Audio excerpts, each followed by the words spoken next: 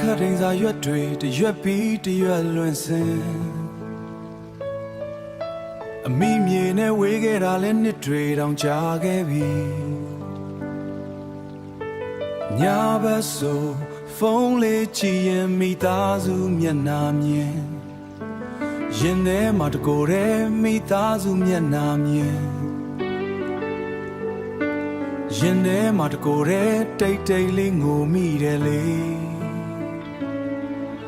သတင်းတွေနားထောင်တိုင်းစိတ်မကောင်းဖြစ်ရတဲ့ငါမျိုးလေးငါရွာလေးဖေးခင်မမလားအမေချက်ကြွေးတဲ့ထမင်းဝိုင်းလေးကိုလွမ်းတယ်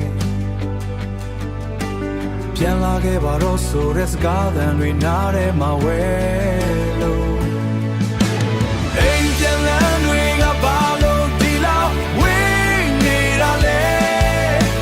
ကိုယ်တိုင်လည်းပြန်ချင်ပေမဲ့ခြေလမ်းတွေကတန်နေစေ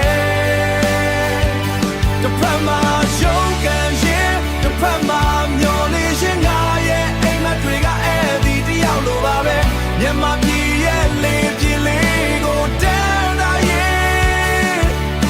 မပြန်နိုင်သေးတဲ့အိမ်လွမ်းသူတယောက်ရဲ့ညများအလောက်ခွင်ထဲမှာပင်ပန်းပေမဲ့အန်ချိတ်ထားတယ်ရသမျှလာစားလေးကအိမ်တွက်အသက်သွေးကြောမို့ပတ်စပိုးစားအုပ်လေးထဲမှာမျက်ရည်စားတွေပေးလို့ဒီတစ်ခေါက်တော့ပြန်ရနိုးနဲ့မျောလင့်ချက်တွေမသေးဘူးအိမ်ပြန်လန်းတွေကဘာလို့ဒီလောက်ဝေးနေတာလဲကိုယ်တိုင်လည်းပြန်ချင်ပေမဲ့ခြေလမ်းတွေကတန်နေစေ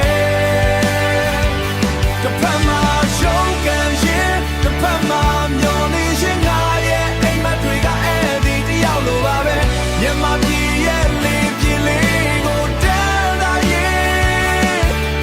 မပြန်နိုင်သေးတဲ့အိမ်လွမ်းသူတယောက်ရဲ့ညများမိုးလင်းရင်ကြော့ပြန်တိုက်ပွဲဝင်ရအောင်မယ်ဝေးရောက်နေပေမဲ့စိတ်ကတော့အမြဲတမ်းအိမ်မှာငြိမ်ချမ်းတဲ့တနေ့ကြရင်အားလုံးဆုံးကြမယ်နော်ငါနိုင်ငံလေးပြန်လဲသားရဖို့ဆူတောင်းရင်နဲ့ပေါ်မပြန်နိုင်သေးတဲ့အိမ်လွမ်းသူတယောက်ရဲ့ညများ